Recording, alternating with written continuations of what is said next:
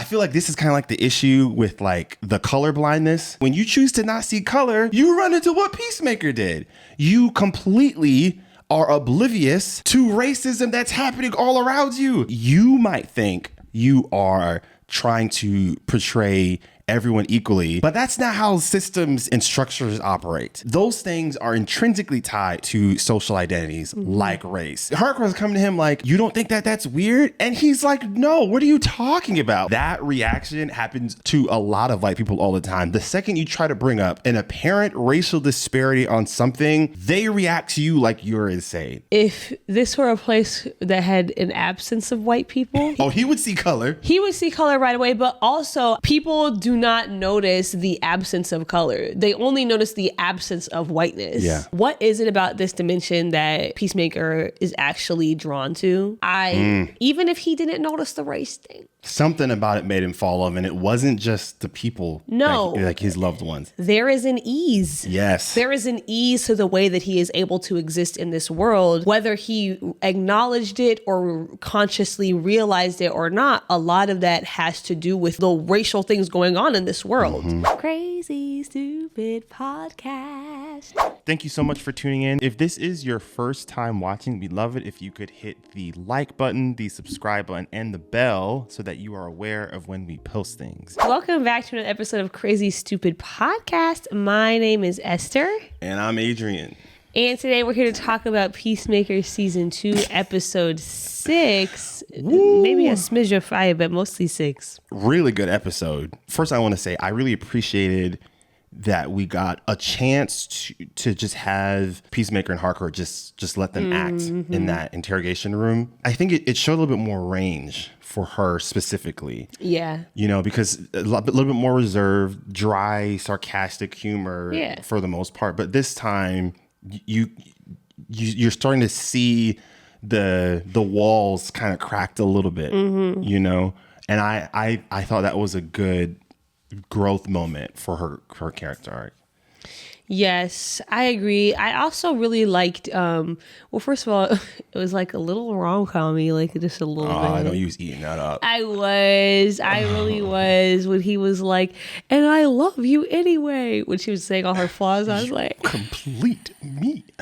She had that line where she was like, I don't have access to my feelings the way you do, which I thought was a very interesting way to say that because it shows a level of awareness. Yeah. Right? It's like she's saying out loud what the problem is, but she's acting as if like it's just like a matter of fact, something that can't be changed, can't be controlled, right?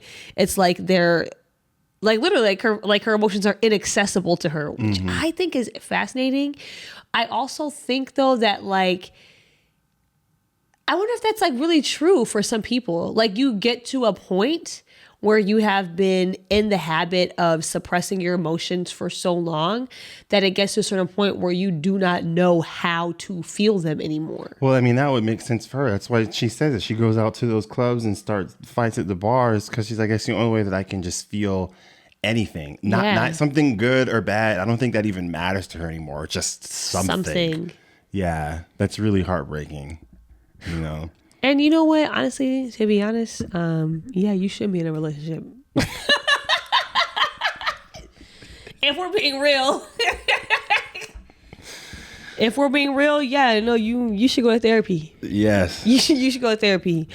But I thought that was a very good scene between the two of them as well. And it fleshed out their dynamic a little bit more. It's like we root for them because we know how he feels about her and like it can be assumed. I think that she feels the same way. Sure. But we haven't really gotten to see that actually voiced and fleshed out between the two of them. And so it was nice to see that. And that boat scene, we didn't see it. We're only getting it from like, word of mouth essentially. Right. And so we don't really know.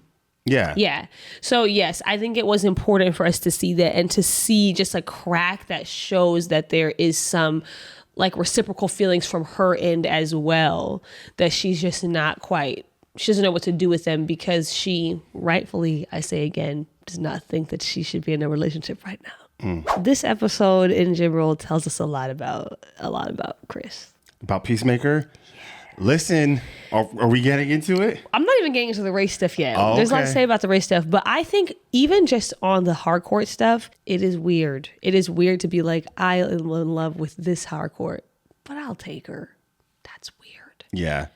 That's weird to be like, if I can't have this Hartcourt, I'll go to an alternate dimension and I'm leaving here with something. like, you know, like that's like, and like they're literally not the same person, like in any way, shape, or form. Like you're not in love with both of them. And he kind of alludes to that. He does, and that's what makes it so weird. It's like you actually are not in love with the Hartcourt in this universe. You are using her as a supplement for what you cannot have with the Hartcourt in your universe, and that ain't right. Yeah. I agree. That ain't right at all, and it shows a lack of value. You don't value her truly as a person. She's just a concept to you, and I feel like this entire universe is just a concept to him. I do not think that he is interacting with these people in this other universe as though they are real valued beings in and of themselves. I feel like he is interacting with this universe like it's just a concept, like a made up imaginary fantasy land for him.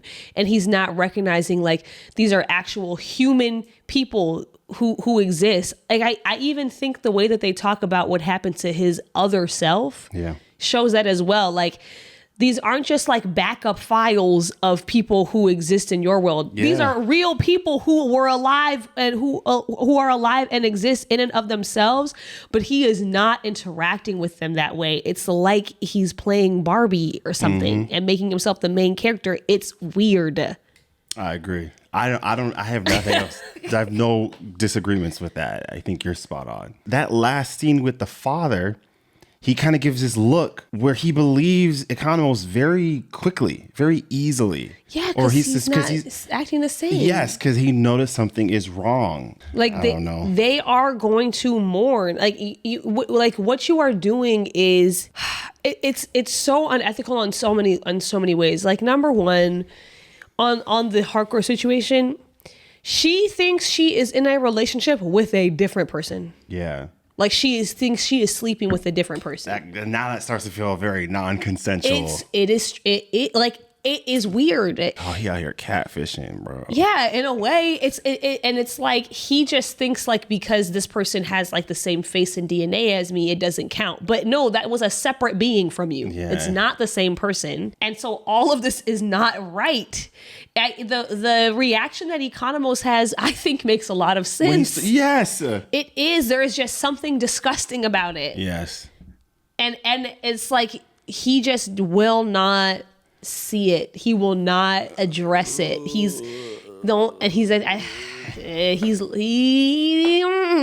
I guess we can just get into it because man, oh man. I just have to say, okay, let me get my thoughts here because as you could see, I've got two words here. All I put was Nazi America, in all caps, because a lot of us called it. You know, people in our comment section, people over social media. People knew. And I think it's so interesting that Hartcourt is coming in like, don't you think it's weird that there's no people of color around? And Peacemaker doesn't even notice. And his response was like Hartcourt was crazy.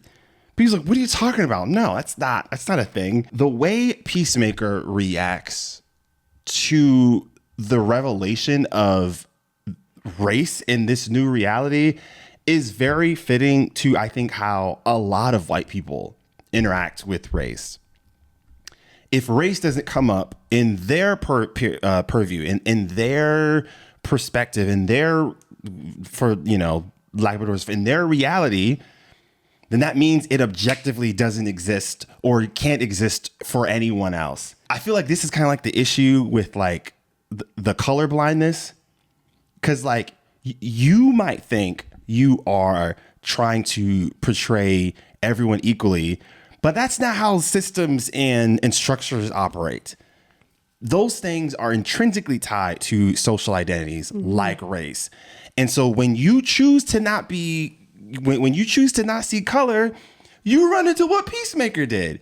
You completely are oblivious to racism that's happening all around you. Peacemaker visited that universe, 3 times now? How have you not noticed any person of color for 3 times going to that universe? I think that is objectively insane. But because he was so caught up in his American dream, he got everything that he wanted, he's not even factoring in this idea of how race is still showing up. That's one of the more frustrating ways that I have seen white people sort of interact with racism. You understand how race has worked on a historical level. Like you know that like slavery existed, Jim Crow existed. It's like racism only counts for a lot of white people as long as it fits in their own predetermined definition of it. If you try to bring up anything else to expand that, yours looked upon as crazy. Hartcourt's coming to him like, you don't think that that's weird? And he's like, no, what are you talking about? What, like I just found that so, like, he was reacting like she was insane to point out that there is something racially motivated happening here. And that reaction happens to a lot of white people all the time. The second you try to bring up an apparent racial disparity on something, they react to you like you're insane. Peacemaker's gone on like a lot of character growth, but that blind spot kicked him in the ass this season. The thing is, like, whiteness is a norm, right? So, like, yes, if you were to put this in the reverse, okay, if this were a place that had an absence of white people, oh, he would see color. He would see color right away. But also, I think even as a viewer, it would be way more obvious.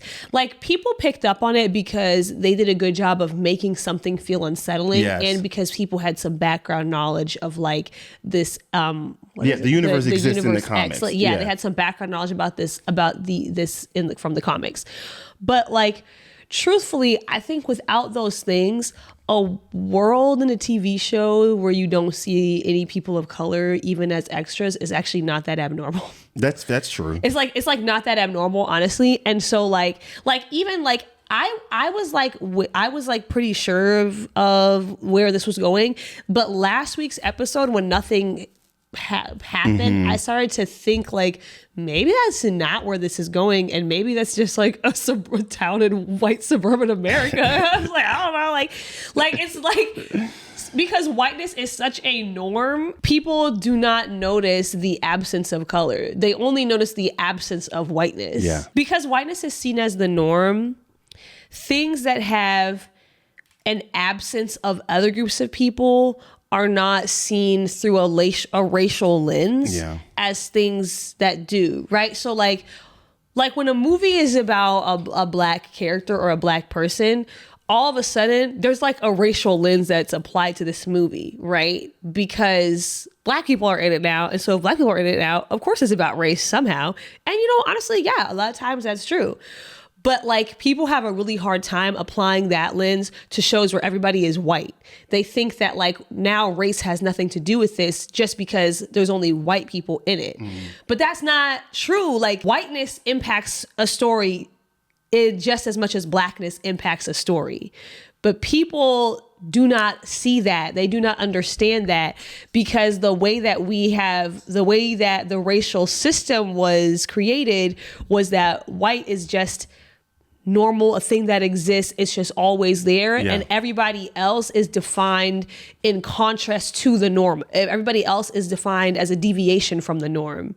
And so that just like, it taints the way everybody views things. And this applies across the board too.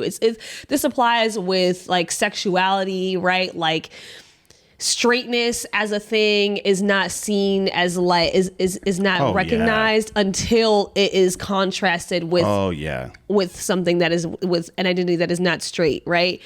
The same thing with like media that has only men in it versus media that has lots of women in it. All of a sudden there is now like this feminist lens being applied to films that are about women, which is good. It makes sense. But we are never thinking about the way that masculinity plays a role in stories that are just about men. Like, all of that, I think, shows up in this, in the way that this reveal came about. It's like, he's extremely depressed, and he's lonely, and he's grieving, and he, like you were saying, like, he's very zeroed in on like his own satisfaction and his own comfort right now. And so he's like not thinking. And I also just think that he was primed to not be critical about this. Yeah. I also think the other thing that applies to whiteness and white men in real life is also just this idea of like being so zeroed in and focused on how you have been wrong that you do not have curiosity about other people or other people's experiences. There it is. Yeah. Like, that's literally what it is. He was just so focused on, I can have Hartcourt. I can be with my brother again. I can be with my dad again. I can be a hero. I can have all these things that I want, that he just wasn't even asking questions at all. You see it in what they fight for and who they platform and who they vote for. It just says so much that ties into exactly what you're saying. I don't ever want to hear anyone say anything negative about Vigilante ever. Ever. Because this is in two realities. We have seen Vigilante in both seasons of Peacemaker where racism was a deal breaker. He joins the Sons of Liberty primarily fueled by these white supremacist ideas that are fueling that universe. It just reminds me a lot of like how people have been talking about he who shall not be named. And the way we've seen a lot of white people talk about he who shall not be named. You're not going to know. There's a lot of he who shall not be named. Listen, it could man. be Trump. It could be... If you know, you know. A certain individual who was with us 2 weeks ago, but has not been with us. Racism was not a deal breaker for a lot of white people. And it's showing and it's showing up in the way they are reacting to this person no longer being here. They choose to not mention it. They choose to downplay it. They choose to completely absolve it. They choose to make it seem like people of color are exaggerating it. Is racism going to be a deal breaker for you or not? And I just really appreciate that for Vigilante. He's like, I might be a little off up top, you know. I might be a few fries short of a Happy Meal, but I'm not gonna tolerate this. And that I appreciate. Yeah, I think it was really intentional for them to have it be his character, because his character is one that all of these other like more trivial matters of like etiquette, essentially. Yeah. He doesn't know about or doesn't care about, right? Like, you know, there's like lots of like social things that he just doesn't pick up on, like lots of things that would and do like make him an outcast societally, because he's not aligning with a lot of like societal norms. Right. But like you were saying, like this is a thing though that like he's not budging on. Yeah. And I think a lot of people have it flipped, the opposite. A lot of what's happening is that in the wake of his assassination, people are choosing to care about etiquette. They're choosing to care about politeness, about how do we talk about a person who is no longer here anymore. Yeah. And people are tiptoeing around what his actual legacy is, because in order to talk about it frankly and openly and honestly, you would have to talk about him in a negative light, because he lived his life in a negative way. And so they're prioritizing that over, like what you were saying, they're prioritizing that over being anti-racist. They're prioritizing that over loudly saying what is morally wrong. Vigilante is a character that there's a lot of things that he doesn't care about that you could probably say he should. But this is the thing that he is 10 toes down on. That's my guy. That's my guy. And I respect it. I do think a question that's going to be on the top of my mind for the next few episodes is like, what is it about this dimension that Peacemaker is actually drawn to? Because I think that even if he didn't notice the race thing, something about it made him fall off, and it wasn't just the people. No, like his loved ones. There is an ease. Yes, there is an ease to the way that he is able to exist in this world, and whether he acknowledged it or consciously realized it or not, a lot of that has to do with the racial things going on in this world. The other thing, from my girl Adebayo. Girl, you in a sundown town. Run. Here's my thing, girl. The first time, listen, you're walking down the street in a rich white neighborhood. If I get one look like that from a white woman in a car, turn your ass around the thing and is, go though, back to the house. I feel for her because when I'm on my way to work, I get those looks often. There's some old white lady that's just like a deer in headlights, just In the city of DC. dude. It's happening. I've seen it in Maryland. We're in Virginia. Sometimes it's a very prolonged look. Sometimes it's like subtle, where it's like, all right, bro, you cross the street for a reason. Like, you know what I mean? Okay, I take that what I You said. know what I'm saying? So sometimes it's like you got to compartmentalize, and sometimes you got to. Yeah. Not every battle is worth sacrificing something or to fight for something. And so I think she is probably such as like, all right, well. What's good with her? Is she like, what's her problem? Okay, that's fair. I'm probably reading into it all of the knowledge that we already had. Yeah. I'm scared for her. Oh my God! What? I'm scared. That was really scary. That felt like some from like Dawn of the Dead. That was really scary. Yeah. It's like you're running away from zombies. Also, the way that they said it, one got out a black. Yo, that was crazy. First of all, one got out from where? Where are you keeping the blacks? What? Yo, listen. Where are they keeping them when they are that out of sight, out of mind? That's crazy. The way the brakes on their car. I got her. Like, what the is going on?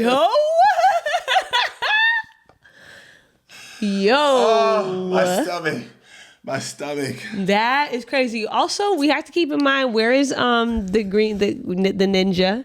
He's not safe there either, presumably. No. Just fascinating. But anyways, good episode. I'm glad that everybody's predictions were correct. I'm excited to see where we're going. And kudos to James Gunn for going there, you know? Yeah, now I will say he only has 2 episodes, so maybe it was... But unless we're not wrapping this up this season. It might be on the cliffhanger, but the fact that we're getting 2 more episodes after this reveal makes me understand why the season was so highly reviewed, because you took your time, and the reveal, it lands. Yeah, it does. So you have 2 more episodes to really process everything. Even if you land on a cliffhanger, it won't feel rushed. Yeah, it won't feel rushed. Now, I will say, I do think there were some things that like we didn't necessarily need to do unless they come back. I'm still confused about the Eagly storyline. I don't really know why we did that.